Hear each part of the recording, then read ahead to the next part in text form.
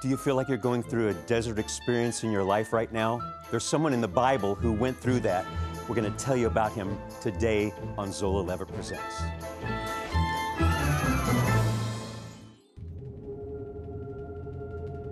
From the beginning, our Creator revealed His will to the common man.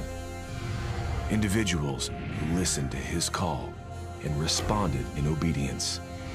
From the first Hebrew Avraham to the culmination of salvation in Messiah Himself, the Lord faithfully intervenes with His divine deliverance.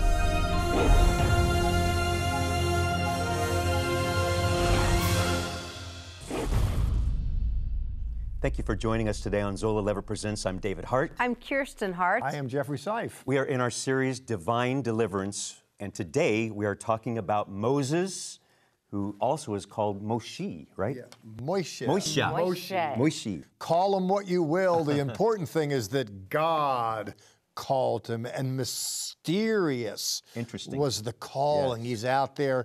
What would it be like to just kind of hear the voice? Fascinating. I have this big smile because he's my favorite. I mean, other than Yeshua and Jesus, I love Moses. I love his story. I love that he was 80 when he began the greatest days of his life. Yes, and it began with hearing from God. He had a close encounter of the first kind. That's right. Moses heard from God in this interesting and great way. Let's go to our dramatic reenactment right now. While attending sheep, Moses would hear a voice from a burning bush.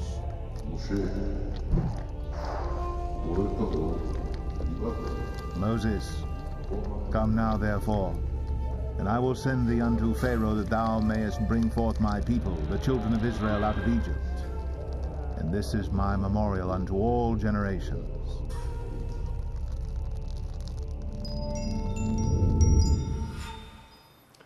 I'm not an Egyptologist. Truth be known, there's a lot I don't know, but I do know this, that in the Bible, the deliverer came out of Egypt. You're talking about Jesus, you wonder? It doesn't say in the New Testament relative to going to Egypt that when he came out of Egypt to fulfill what it says, the deliverer shall come out of Egypt. Is that who I'm talking about? No, I'm talking about Moshe Rabbeinu, Moses. In the Old Testament, the great deliverer came out of Egypt, didn't he? And he led people out of Egypt as well. Born in troubled times, they tried to kill him. It wasn't successful, however. This Moshe Rabbeinu, as he's called, Moshe, Moses, who came up from the waters.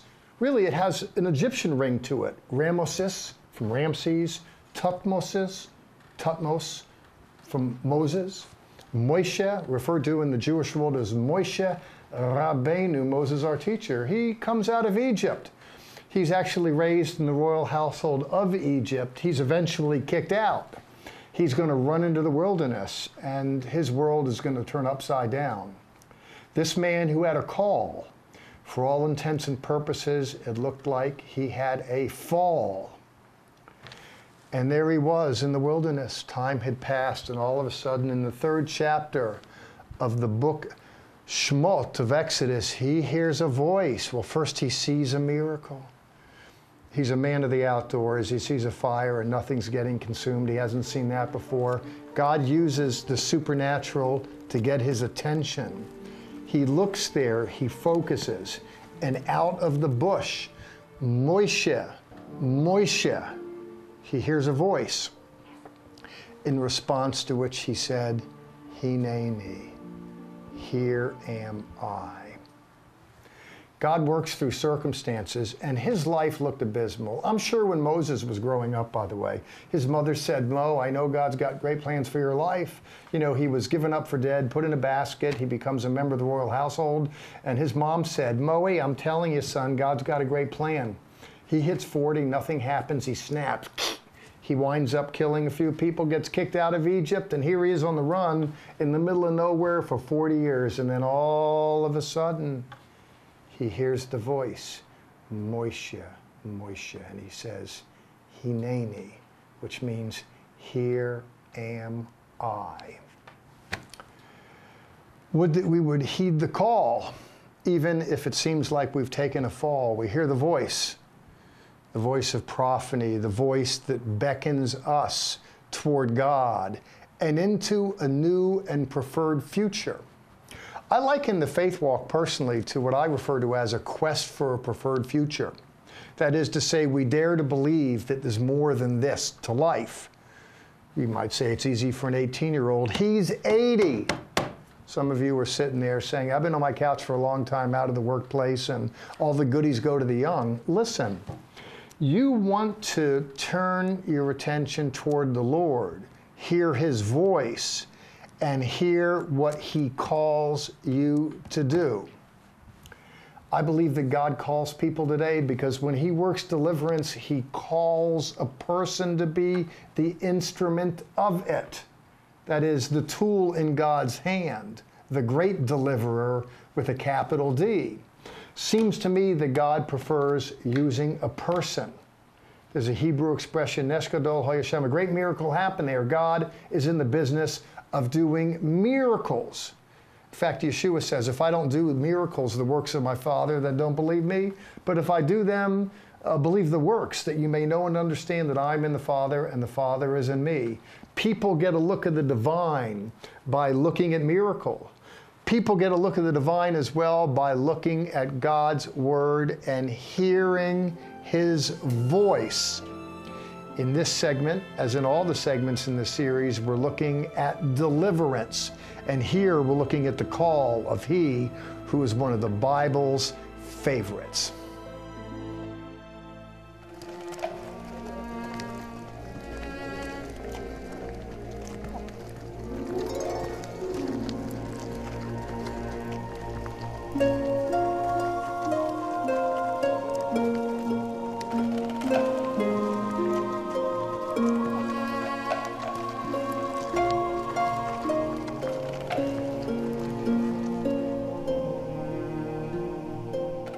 As the journey progresses, the tabernacle will be central to the life of the Israelites.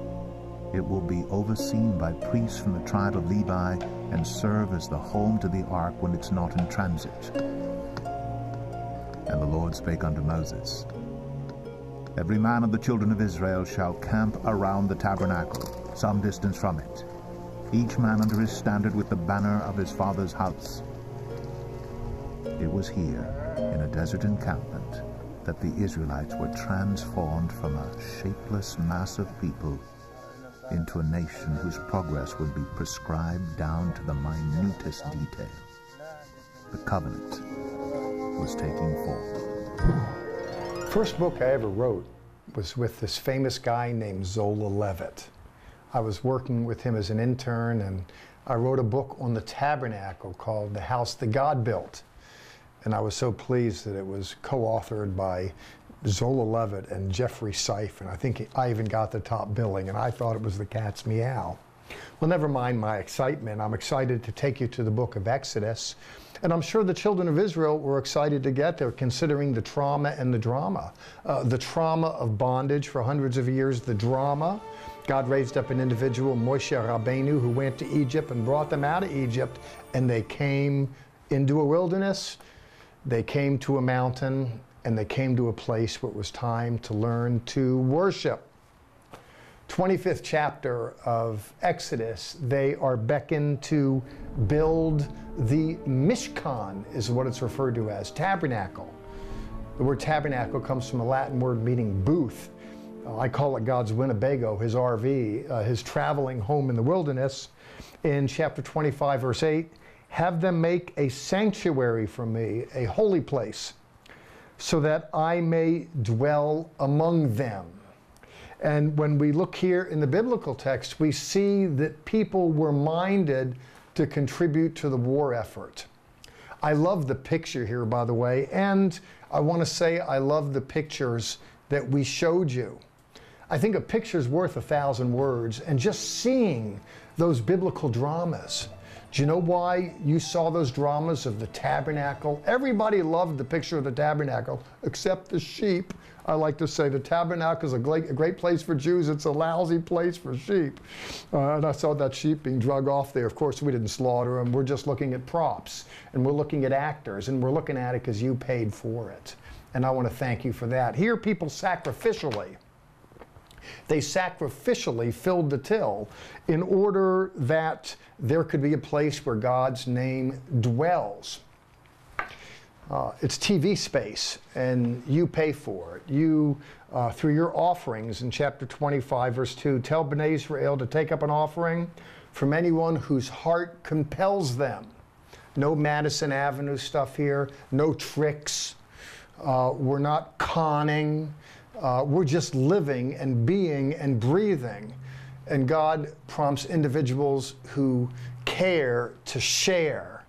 And we can bring you dramas like that. But if you're a believer, it's not just to bring it to you. I want to thank you that we collectively together can bring it to the world. And oh, what a story it is. I want to speak about sacred space on the quick, and then in the next segment, I want to focus on one aspect particularly. But let me just say that inasmuch as I appreciate that you're watching TV to come and learn about biblical truths, it's important to have a place to go to, where we dwell together and cooperate in a joint venture and worship the Lord. The word worship comes from a term meaning a ship of worth. In modern English, worship means the kind of music gig that you have when you do church. Worship really comes from a ship of worth. That is to say, individuals finding value and investing in. Individuals find value in the Lord and in linking up with others. A bunch of fellows in the same ship. That's the word fellowship. And we share our resources. We share our talents. It's important not just to be alone drifting out there in the world. It seems to me that God brought these people out of the world, and one of the first things he did was to create a space here where they would gather and they would have the experience of worship. If you're out of sorts with all that, let me encourage you to renegotiate that. You're watching television right now, religious broadcasting. I'm appreciative of that. I hope you're getting good information. But transformation occurs when we link up with others, not just passively hear a voice of an able Bible teacher. Hopefully there's some anointing in all this and you're hearing God's voice and nudging. May he who spoke through the burning bush to Moses to beckon him to go do something, maybe he's talking to you. And let me encourage you to find that space where you can participate with others in building up the house of God, a testimony where he lives and breathes and moves. Thank you.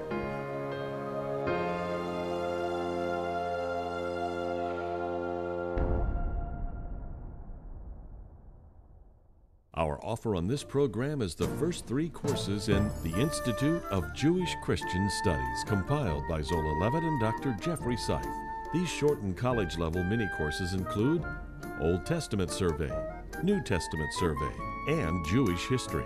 Each course comes in a 3-ring binder with audio CDs, an easy-to-follow outline, and a mail-in test. A unique blend of Jewish and Christian perspectives. This self-paced program brings the seminary to you. Call 1-800-WONDERS.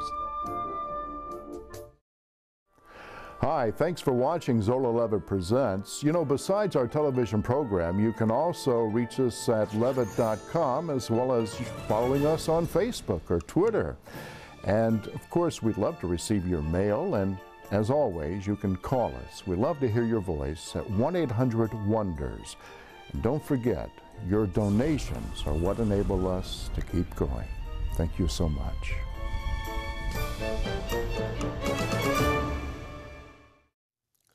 Moses found himself in the middle of the wilderness.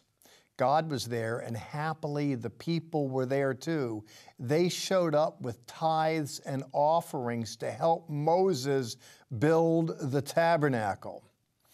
We're in the middle of a series, and Zola Levitt Presents isn't in the middle of a wilderness, but we are at a place where I need to ask you, please, if you find value in what we do, show up with some materials to help us to continue to go global. In church, we pass the plate and it reaches the 300-400 people that come to church. Here, we're looking at 300,000 and 400,000. We really need your help to go global, to teach the good news through the eyes of the Jews. And they shall make an ark of acacia wood. Acacia trees grow in Sinai's desert plains, and although the wood is lightweight, it is hard and extremely durable. The framework of the Holy Ark will be fashioned on this very wood. Bezaleel is the craftsman. His assistant is Aholiab. And Bezaleel overlaid the ark with pure gold within and without, and made a crown of gold to it round about. And he cast for it 4 rings of gold, to be set by the 4 corners of it. And he made staves, and overlaid them with gold. And he made the mercy seat of pure gold. And the cherubim spread out their wings on high, and covered with their wings over the mercy seat. And Moses commanded the Levites, "Take this book of the law, and put it inside the ark of the covenant of the Lord your God." I think all Bible teachers are time travelers. That is to say, we take people back. If we're going to the New Testament, it's 2,000 years. If we're going to the Exodus, it's 3,400 years, give or take. We're going back. And storytellers not only tell it, we have the option with television to show it. And so you see the dramas that we show in conjunction with this series. But particularly now, there is a piece of furniture that belonged to the tabernacle that has amazed for centuries. And what am I referring to? The Ark of the Covenant. Producers in modernity have made millions on it. I know you're thinking of the Raiders of the Lost Ark, Indiana Jones, that whole notion of going back and looking for biblical artifacts. It really has occupied the attention of adventurers for years. And there are modern day Indiana Jones type on a search to find. And similarly, there are religious Jews that are on the search to build the accoutrements of the tabernacle according to what's prescribed in the scripture as interpreted by the rabbis. And those that have gone to Israel with us, I mean, there's lots of tours. I mean, we want you to see the good news through the eyes of the Jews, not just on TV, but when you get to the land itself. And in Israel, there's a place there, the Holy Land Institute, where they're actually refabricating the paraphernalia that went with the tabernacle. But there's one piece of furniture they're not going to build. The menorah's been built, the candelabra, the table of showbread, it's all been built. You come with us, we'll show you. That's been built. But the Ark of the Covenant, it's not going to be built. It's going to be found. And what is it? Well, it's found in Exodus chapter 25 here, verses 10 through 21. They are to make an ark, the Ark of the Covenant. Fascinating piece of furniture within which was placed certain religious items, the foremost, the 10 Commandments themselves. It's overlaid with pure gold. It's a box, if you will. And atop the box, there's guardian angels, cheruvim. It's fascinating. We're told in verse 17 that we are to make an atonement cover of pure gold. And it's referred to, by the way, in Hebrews chapter 9, verse 5, as the mercy seat. God will say in the text that he comes and dwells there. It's interesting. This is God's house. This is the master bedroom, the Holy of Holies. And this is the master bed where he comes and dwells. And he dwells in a place that's referred to as atonement or forgiveness, or to use the Hebrews 9:5, mercy, a place to find mercy. For those minded to disparage the Older Testament and argue that there's just an angry God who's completely unforgiven, that says more about the bias of the person who's telling the story than it does about the literature itself. It looks like God is making a means here where people can come and find him and find mercy. We're told here, however, that it's guarded by these cheruvim, these guardian angel types. It's a fascinating picture, and I'm glad that you could get a window into it through the dramas that we bring you. And I'm pleased to give it to you. You're the one that gave it to us, by the way. It's your donations to keep the cameras rolling and the actors acting. You know, one picture is worth 1,000 words. And so I'm just glad for you to see these spread out dramas and for you to get a window into these important particulars. Here we're told in verse 20, the cheruvim, these angelic types, are to spread out their wings above the atonement cover with their wings touching, this kind of guardian image. In a previous series, by the way, if you've been following us, thank you. Have been supporting us, doubly thank you. But if you just want to see it, we did a series on Eden some time back that we spent a lot of time looking at these angelic figures that guarded the way to paradise. And here there's kind of a bit of Eden that's being retooled and remanufactured. Why is it happening? In verse 22, it's explicit. I will meet with you there. You ever heard the expression, an appointment with destiny? You ever felt a little lost in the world? Maybe you need to meet someone that can help you recover equilibrium. And I want you to know that irrespective of who you are and where you are and what you've done, you can be in a jail cell, in a prison cell with a death sentence on your head, deservedly so, and you're never getting out. You figure life is all gone for you. Or you can be someone who just won the lottery and you're still feeling life's empty. Who you are, where you are, isn't as important for my purposes as is to say to you that your life can be transformed if you will set up a meeting with the one who in verse 22 says, I will meet you there. You might say that's the Old Testament. We live in the world of the New. I get that. But you know, a place to meet God, to find atonement, forgiveness, and mercy, that exists today, and it's a prayer away. I hope you make peace with your Creator and that you find a way, as it says in verse 22, to meet your Creator at a place called atonement and mercy. At the beginning of the program, I mentioned that Moses is one of my favorites, and I would love to sit down in heaven and have some coffee with him and just find out all about his life. But my personal takeaway, and I'm not the doctor here of theology and what Dr. Seif brings, but I think about his time in the wilderness, and he had years and years of waiting for something to happen. He was a shepherd, and I think about if Moses had given up in year 39 and said, God, I'm done. I'm tired of waiting. He would never have walked into the greatest days of his calling and his purpose on this earth. Maybe I'm off, Dr. Seif, but it's in the waiting. You don't need to have a PhD to read the Bible and get a flash of inspiration. The point's well taken that there was some prep time and he could have given up, and then he had the aha moment where it all made sense when God showed him. At year 80? Wow. Yeah. I mean, and we get nervous or thinking God's not going to use me if a month goes by. We think that pivotal points belong to the young. Yes, when they're 18, when they're 23, when it's all ahead of them, they have energy, life, and zest. I'm 63, you know, I don't know how long I'm going to live, but I know I'm not going to die until I die. I want to keep on living. we love senior adults. Mm-hmm. And I think our heart for them is to not give up. And I appreciate that. Yeah. Go ahead. I'm sorry. Go ahead. To not give up on plans that the Lord has for them. Right. Just like Moses. Isn't it beautiful? When you think about this, the Lord showed up.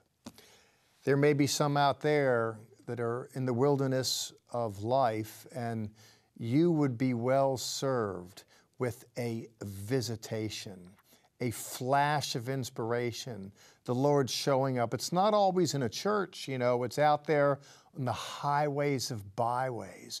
Jesus did stuff out there in towns and villages. Not everything was in synagogues. God shows up. He says that He is a rewarder of those who seek Him, yes? And He is with us even today. Stay with us. We'll be right back. Our resource this week, the series Divine Deliverance on DVD. These 12 programs examine how the Lord offered a message of salvation through significant Bible characters, beginning with faithful Abraham and ending with the Messiah himself. Each program includes location teaching, discussions of applications, plus the music of Zola Levitt. Contact us for the DVD series Divine Deliverance. For insightful perspectives on Israel and Bible prophecy, ask for our free monthly newsletter, The Levitt Letter. At levitt.com you can read the newsletter, watch the TV program, or visit our online store. Stay current with us on social media via Facebook and Twitter. Come with us on a tour of Israel or Petra, or a cruise to Greece and Ephesus. Please contact us for more information. We would love to have you join us, become our family, our tour family. Contact levitt.com, click on the tour page. We go spring and fall. Now, let's hear some music from our founder, Zola Levitt.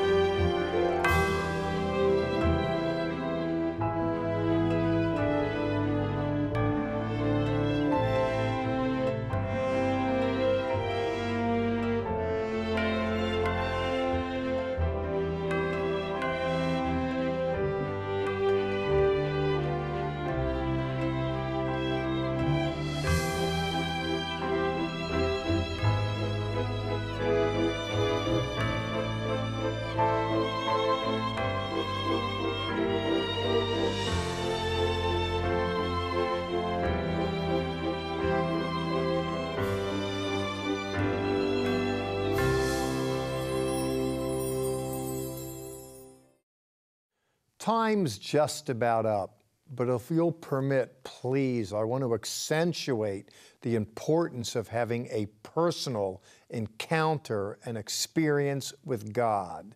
That's not just something made available to Moses, that's something made available to me and you, correct? Amen. That's a good word.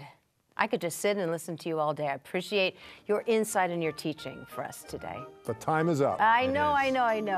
We end our program today with Sha'alu Shalom Yerushalayim. Pray for the peace of Jerusalem. Our monthly newsletter, the Levitt Letter, is free and full of insightful articles and news commentary from a messianic perspective. Visit levitt.com to find our newsletter, along with current and past programs, our television schedule, and much more. Don't forget to order this week's resource by calling 1-800-WONDERS, or you can purchase it from our store at levitt.com.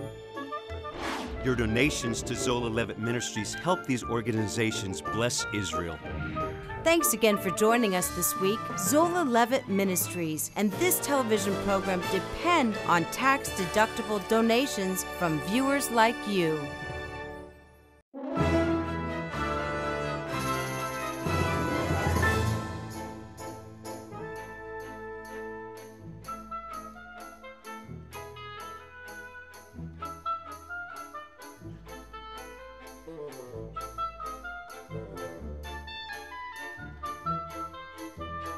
This has been a paid program brought to you by Zola Levitt Ministries.